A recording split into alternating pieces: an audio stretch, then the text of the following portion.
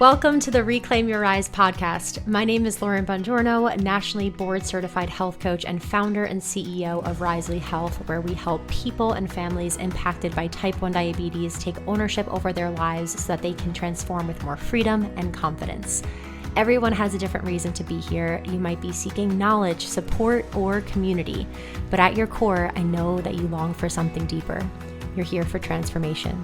And that's what the Reclaim Your Rise podcast is all about.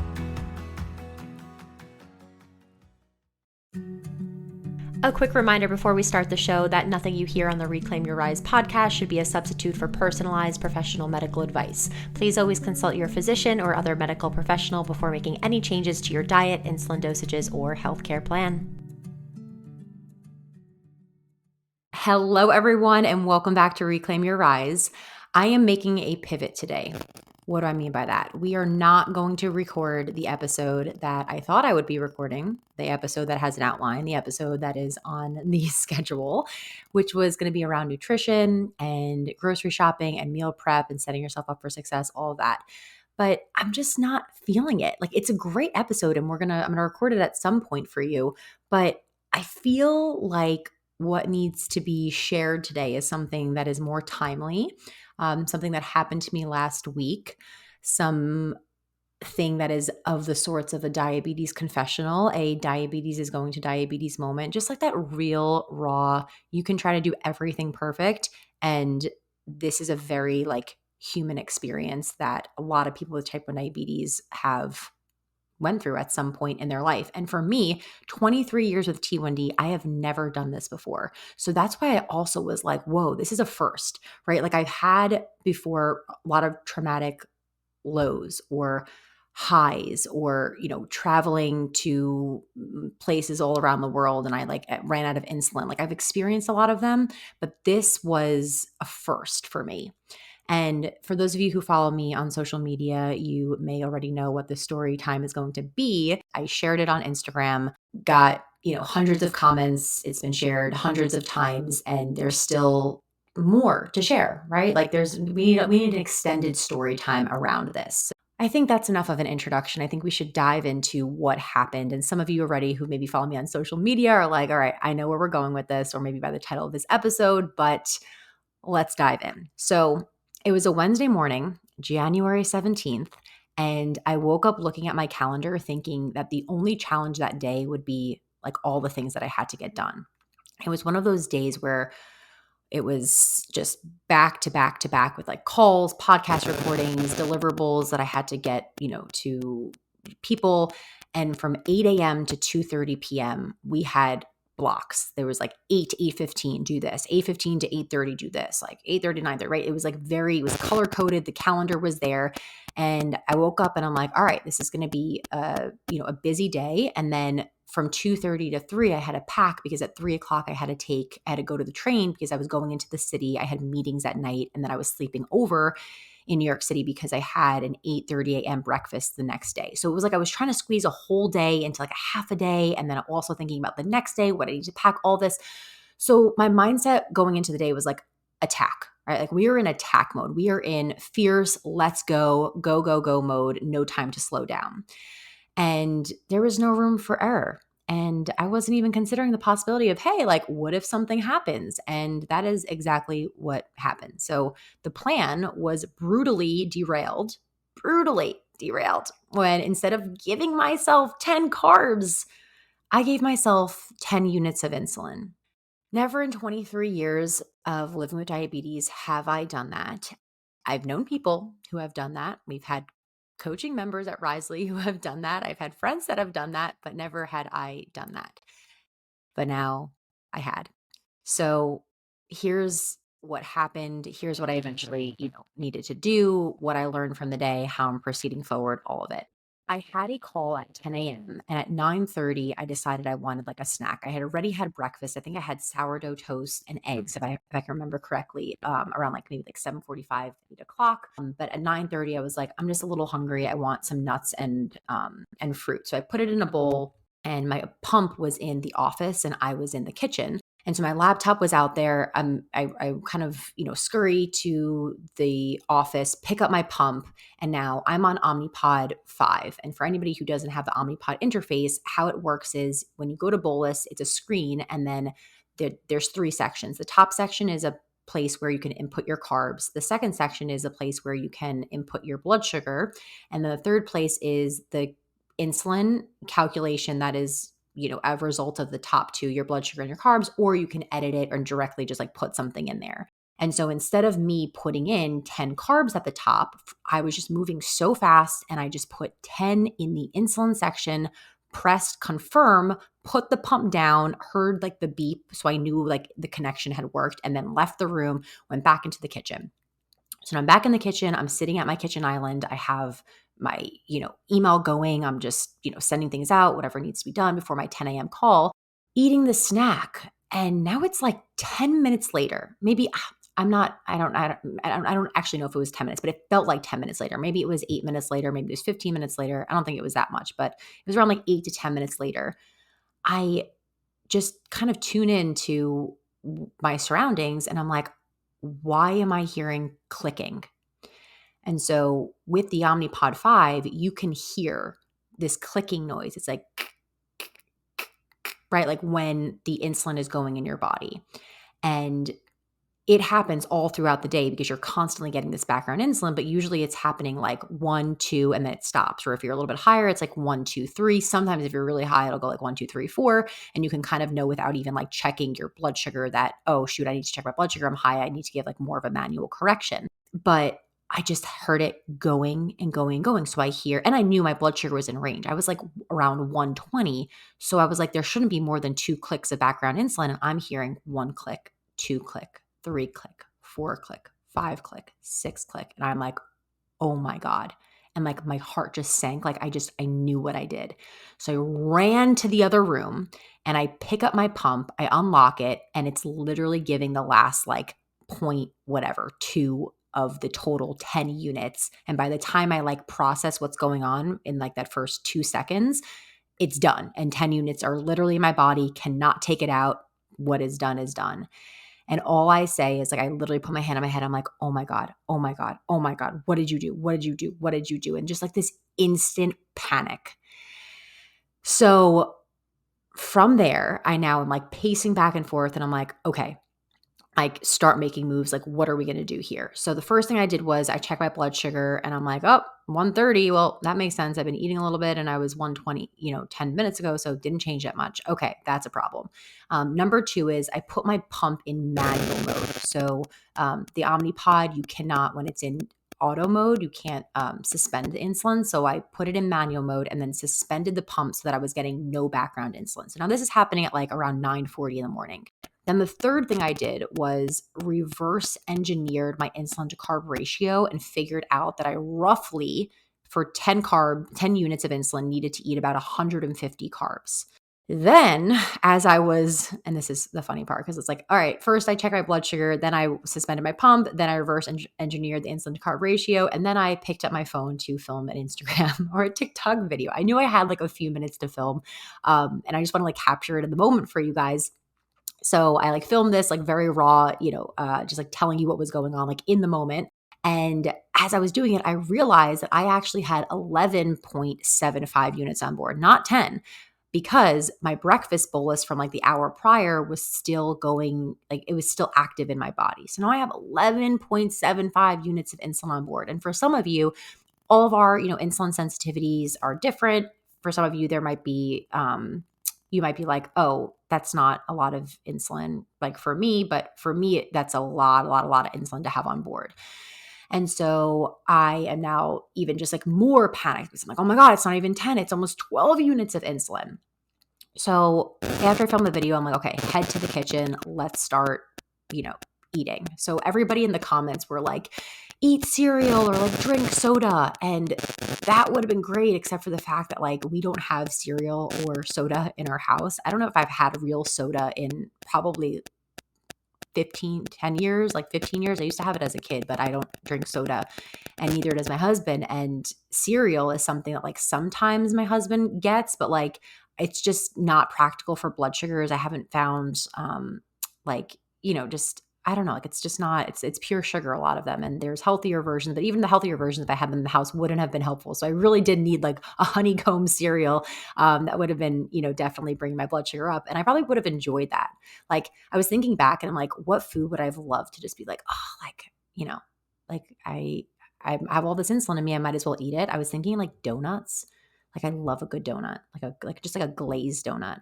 It's like donuts if I had access to that, or yeah, like cereal I probably would have enjoyed. But the whole thing was too, I was full. Like I had eggs and sourdough toast and then like this snack, like, and I didn't work out that day. So I was full. Like I just didn't want to eat, but I was like, oh, I have to. So I had ended up having and identifying like what's in the house that I could get like the most bang for my buck, that I can get like the most sugar, which without getting like super, super, super full. So I went for liquids and high glycemic liquids. So first I did 4 tablespoons of honey, which came out to be about 68 carbs. So if this happens to you, like honey or maple syrup, we didn't have any maple syrup. We just had like a little bit left, but I had a whole thing of honey, like go for that. And then I also had 10 ounces of orange juice, which were about 40 carbs. And then after I did that, I like felt physically sick. I'm just like, oh, like it's just like so much sugar sitting in your stomach. And I'm just like, I can't eat or drink anymore. Like I'm done. I'm tapping out. So this was about 108 carbs. So I felt like I did pretty good there because the gap between 108 and 50 is not that much. And I had suspended my insulin. So that's why I think I ended up like being okay. But I was like, you know what? I'm just going to get my glucagon. So I got my glucagon out of the cabinet. And I'm so grateful that I had it because I've never had to use glucagon to save myself from a low. And I've had like an expired prescription for years, but I just recently went to the endocrinologist maybe like 2 months ago and asked them for a Gvoke glucagon prescription. We're actually partnering with them this year to create more awareness around like ask your endo for a Gvoke prescription. So also just sidebar, when you see the Risley account or me do a Glucagon Gvoke post, comment on it because it helps just like the engagement and more people see it. Anyways, I was like, if I go low, I'm just going to take the glucagon at about like when I get to like 55 and that I'm going to be okay. And I had faith in that plan. So I ended up getting on the 10 a.m. call and just keep my blood sugars nearby. I checked it every 15 minutes. And what ended up happening was my blood sugars, I'm laughing because I remember being like, oh, well, of course this is going to happen. Like my blood sugars were not, they could not have been a straighter line. From 10 a.m. to 2 p.m., I sat between 90 and 100 the entire time. Like I took a screenshot of it after because I'm like, of course, like this crazy thing happens. And like, I literally have the most perfect blood sugars I've ever had. In just like that amount of time for 4 hour stretch. So the pump was off totally for those 4 hours or even like 5. Yeah, basically 4.5 hours. And then I was just waiting. I was in the waiting period of like, when is my blood sugar going to start to go up? Because that's when I'll turn the pump back on. So then 2:15 came around. I started to rise and I put the pump back on. I ended up going up to like 164 and then coasted there. It was a little hard to come down. I coasted there for like 2-3 hours and just kept giving like little micro corrections and the insulin was just catching up. But overall, like never went lower than 90, didn't end up going super high for just, whatever, not having insulin and eating all that sugar. And it worked out. So it felt crazy in the moment because once it hit 10 a.m., I had like all the calls and the podcast recording. And I was kind of like, I was present, but I wasn't fully present. I was thinking like just, oh my God, is there going to be like a double arrow down? And then I have to like go get myself glucagon and remove things on my calendar, whatever. But it was an emotionally draining day. That's the best way to describe it. It was just emotionally draining because your nervous system is like not settled. And it's just like at any moment this can turn. So that is what happened. And I have a few takeaways in the hindsight. I have 5 of them. The first one is I didn't actually need 150 carbs because I suspended the pump. Like I wasn't thinking clearly in the beginning. I was like, oh, I'm going to need like 150 carbs. And now I'm going to have the glucagon because I didn't have 150. But because I suspended the pump, that also countered that gap there. So that's the first thing. If this happens to you in the way that you're calculating it. The second thing is, why did I not have a max bolus feature set up on my pump? I do not know. And oh my goodness, you guys, I'm doing this live right now. If you're watching on YouTube, I don't even think that I've set it yet. I've had this on my to-do list to set a max bolus feature, and I just realized I have not done it. So let's go in and do this right now. So I'm going into my settings, and I have a max basal rate set bolus. Let's see here. Okay, here we go. Maximum bolus. So you can do it from 0.05 to 30 units. And this is a way to like safeguard yourself from doing exactly what I did. And it's currently set at 12, which is such a random number. I am going to set this at 7. I'm going to set this at 7 units for my max bolus. I usually I've never given that much, but once in a while it happens for like brunch or something. Okay. So that is set now and we are good to go. So set your max bolus on the pump because that wouldn't have happened if that was the case. So that's my second tip. I got a lot of you saying that in the comments, like set your max bolus. And you know what I think happened? I don't know if you guys saw this, but I accidentally I ran over my pump with my car. And I had to get a new PDM a couple months ago. And I believe when I set that one up, I just wasn't as like diligent or on top of it as the first time I set it up. And I do believe that I had a lower max bolus setting the first time I set it up because I think I just was following the directions closely and I was watching and going along this whole like tutorial online. But anyways, nonetheless, takeaway here is set the max bolus feature on your pump. Okay, number 3 is I definitely had a freak out moment. Like my stomach dropped, I was freaking out and I was more annoyed than anything that I had to eat and that it was 9:30 and it was like freaking out, but it was also just like annoyance at myself. That's what it was. It was just I was annoyed. Like that was such a stupid mistake, Lauren. Like why like that 30 seconds, like why couldn't you just be more intentional? Like why were you just not thinking clearly that you ended up giving yourself 10 units of insulin?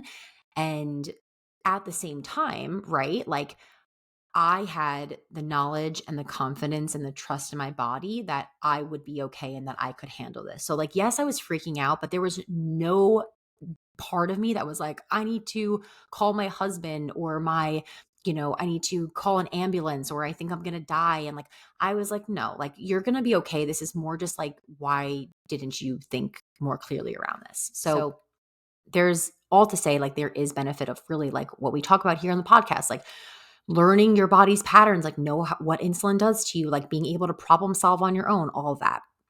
You have like the tools and resources within you is kind of what I'm getting at. Number 4 is with the I think it's like 500 comments on the post. There were so many of you guys sharing that you had done this as well, right? There was somebody, her name was Kensley, and she was a mom. And she was like, oh my gosh, this happened to me once. I saw my son's blood sugar was 425. I tested his, like I finger pricked him, but I didn't realize he had honey on his hands because we were just baking. And so I gave the correction for 425. And then right after realized he was really 110, right? And so, from a mom's perspective, that's happened. And then Kelsey had wrote in college that she gave 36 units of fast-acting insulin instead of what she was supposed to give her 36 units of long-acting insulin. And then the coolest thing about this, if there's any silver lining, was a mom wrote into me that night and shared that her son had called her that afternoon saying that he essentially did the same thing. And she, because she had saw my video earlier on in the day and like, what I did, she was like, listen, like this happens. It's okay. Here's what we're going to do, which was so cool. Like in real time to be able to, her to not freak out maybe as much, knowing like, all right, at least somebody else has done this. And she said she was reading through the comments that everyone was posting and getting tips for him. So many of us have done this. If you have, or if you do, like, no, you're not alone. And then number 5, my last tip or my last takeaway is to all of us, right? Mostly myself right now, but like we have to remember to slow down. Diabetes requires us to slow down and just to reflect on like why was I in such a rush that I missed that, right? Or like, why do I think that diabetes, like there's nothing's going to go wrong today. Like there has to be room. We have to put room in our calendars for like, all right, a pump site change or for this to happen, right? Like expect it to happen so that we're not let down when it does. And in my reflection of this, I look at like what was the root of it. And the root problem here, why I was moving so fast, is my relationship to where diabetes fit in that day was not where it should have been or where it could have been, or not even where it normally is for me. I was having a day where my relationship to diabetes, it was like diabetes is in the back of the car right now. I am focused on work and getting to the city and meetings and all this, and I didn't have room for it.